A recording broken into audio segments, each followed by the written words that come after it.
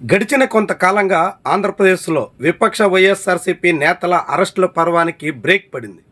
కానీ అనూహ్యంగా ఈరోజు వైఎస్ఆర్సీపీ ప్రధాన కార్యదర్శిగా ఉన్న జగన్మోహన్ రెడ్డి పిఆర్ఓ వ్యవహారాలు చూసే పూడి శ్రీహరిని పోలీసులు అదుపులో తీసుకున్నారు. ఇదొక ఆసక్తికర పరిణామం. జగన్మోహన్ రెడ్డి ఒకవైపు నెల్లూరు పర్యటనకు బయలుదేరుతున్నారు. జువ్వలదిన్నెలో ఆయన మత్స్యకారుల సమస్య మీద గళమెత్తబోతున్నారు. జువ్వలదిన్నె సహా పోర్టులు, ఫిషింగ్ హార్బర్ని చంద్రబాబు ప్రభుత్వం ప్రైవేటు వాళ్ళకు అప్పగిచ్చేస్తుంది అన్నది వైఎస్ఆర్సీపీ వాదన. అందులో భాగంగా జువ్వలదిన్నెను సాగర్ డిఫెన్స్ అనేటువంటి సంస్థ చేతిలో పెట్టేస్తున్నారు, మత్స్యకారుల పొట్ట కొట్టేస్తున్నారు అనే ఆరోపణలు చేస్తుంది. ఈ తరుణంలోనే జువ్వలదిన్నెకు బయలుదేరుతున్న జగన్మోహన్ రెడ్డితో ఉదయాన్నే భేటీ అయిన పూడి శ్రీహరి తిరిగి తన నివాసానికి వస్తుండగా మార్గం మధ్యలోనే పోలీసులు అరెస్టు చేసినట్టుగా వైఎస్ఆర్సీపీ చెప్తున్నటువంటి మాట. దీంతో పూడి శ్రీహరి అరెస్ట్ ఇప్పుడే ఎందుకు చేయాల్సి వచ్చింది అన్నది కీలకమైనటువంటి అంశం. పూడి శ్రీహరి మీద కేసు 2024లో నమోదు చేసినటువంటిది. అప్పట్లో చంద్రబాబు నాయుడు చేతిలో గొడ్డలు పెట్టి అనేక రకాలుగా వక్రీకరించారు, అనేక రకాల కార్యకలాపాలకి కారకుడయ్యారు అనేటువంటి నెపంతో చిత్తూరులో కేసు నమోదు చేసినట్టుగా చెప్తున్నారు. ఆ కేసు మీదే ఇప్పుడు పూడి శ్రీహరిని అదుపులో తీసుకున్నట్టుగా ప్రచారం సాగుతుంది. అదే నిజమైతే ఎప్పుడో 2024 నాటి కేసు గురించి 2026లో ఇప్పుడెందుకు హడావుడిగా శ్రీహరిని అరెస్ట్ చేసేటంత వరకు వెళ్లారు అన్నది కీలకమైనటువంటి అంశమే కాకుండా జగన్మోహన్ రెడ్డి పర్యటనను పక్కదారి పట్టించడం కోసమే ఇదంతా చేస్తున్నారా అనే సందేహాలకు ఆస్కారం ఇచ్చే విషయం. పూడి శ్రీహరి తొలుత ఈటీవీ నుంచి, ఈనాడు నుంచి, ఆ తర్వాత సాక్షిలోకి వచ్చారు. సాక్షి టీవీలో కీలక పాత్ర పోషించారు.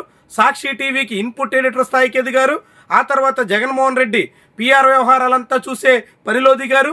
చివరకు జగన్మోహన్ రెడ్డి 5 ఏళ్ల పాటు ముఖ్యమంత్రిగా ఉండగా చీఫ్ పిఆర్ఓగా పూడి శ్రీహరి వ్యవహరించారు. అలాంటి శ్రీహరిని ఇప్పుడు హఠాత్తుగా అదుపులో తీసుకోవడం ద్వారా జగన్మోహన్ రెడ్డి ఆయన పార్టీని డైవర్షన్ చేయడానికి తగ్గట్టుగా టీడీపీ అధిష్టానం వ్యూహం రచించిందా అనే చర్చ అయితే సాగుతోంది. జగన్మోహన్ రెడ్డి టూర్ని డైవర్ట్ చేసే ఉద్దేశంతోనే ఇలాంటి ప్రయత్నానికి పూనుకున్నారా అనేటువంటి సందేహాన్ని చాలామందే వ్యక్తం చేస్తున్నారు. మొత్తంగా జగన్మోహన్ రెడ్డి చుట్టూ ఇప్పటికే పెద్ద స్థాయిలో బజ్ నడుస్తున్నటువంటి తరుణంలో కూటమి ప్రభుత్వం అనేక డైవర్షన్ వ్యవహారాలకు దిగుతున్నట్టుగా అనేక అంశాల ద్వారా మనకి రూఢి అయ్యింది.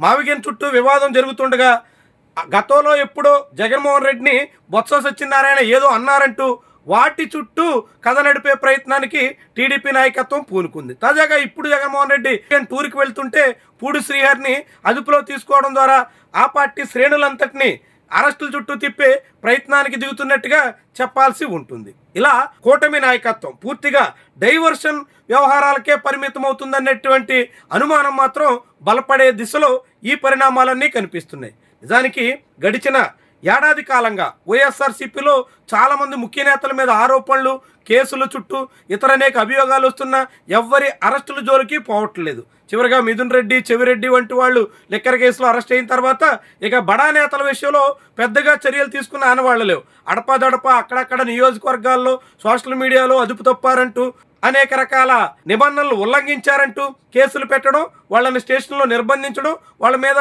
3rd డిగ్రీ వంటివి కూడా ప్రయోగిస్తున్నారనేటువంటి అభియోగాలు రావడం ఇదంతా మనం చూస్తున్నాం. కానీ రాష్ట్ర స్థాయిలో పార్టీ ప్రధాన కార్యదర్శి హోదాలో ఉన్న పూడి శ్రీహరిని, అది కూడా జగన్మోహన్ రెడ్డి ఇంటి నుంచి తిరిగి వస్తుండగా జగన్మోహన్ రెడ్డికి అత్యంత సన్నిహితుడైనటువంటి వ్యక్తిని అదుపులో తీసుకోవడమే ఈ అనుమానాలకి ఆస్కారం ఇచ్చే ఉదంతంగా చెప్పాల్సి ఉంటుంది. మొత్తం ఏమైనా కడే వైఎస్ఆర్సీపీని డిఫెన్స్లో పెట్టాలనే దిశలో అడుగులేస్తున్నట్టు కనిపిస్తోంది. పూడి శ్రీహరి లాంటి జగన్మోహన్ రెడ్డి అనునాయుడిని అరెస్ట్ చేసినటువంటి అంతరంగికుడిని అదుపులో తీసుకున్నటువంటి తరుణంలో ఈ కేసు ఎటు మళ్ళుతుందో, ఎలాంటి సెక్షన్లు బనాయిస్తారో, దాని మీద న్యాయస్థానాలు ఎలా రెస్పాండ్ అవుతాయో ఇవన్నీ కీలకమైనటువంటి అంశం. మధ్యలో అంబటి రాంబాబు లాంటి వాళ్ళని అరెస్ట్ చేసినప్పటికి కూడా ఆ కేసులు అప్పట్లో అంబటి రాంబాబు నోరు జారినటువంటి వివాదాన్ని సొమ్ము చేసుకోవడానికి కూటమి నాయకత్వం వేగంగా అడుగులేసిందనేటువంటి అభిప్రాయం ఉంది. కానీ ఇలా పాత కేసులు గతంలో అధికారంలో ఉండగా అప్పట్లో ఏదో చేశారన్నట్టు కేసులు పెట్టి అరెస్టుల వరకు పూనుకోవడం మాత్రం ఇటీవల కాలంలో ఎన్నడూ జరిగిన దాఖలాలు లేవు. దాంతో ఇప్పుడు పూడి శ్రీహరి అరెస్టు చాలా పెద్ద ఆసక్తికర పరిణామంగా కనిపిస్తోంది.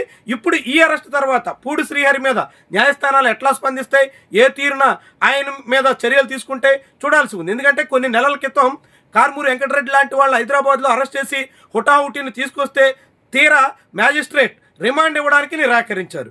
అంతకుముందు అనేక కేసుల్లో కూడా ఇదే తీరున జరిగింది. మరి ఇప్పుడు పూడి శ్రీహరి ఉదంతంలో ఏం జరుగుతుంది, ఎలా స్పందిస్తారు, రిమాండ్ తప్పదా, కాకుంటే బెయిల్ దక్కేనా, ఇవన్నీ కూడా ఈ కీలకమైనటువంటి విషయాలుగా భావించాల్సి ఉంటుంది.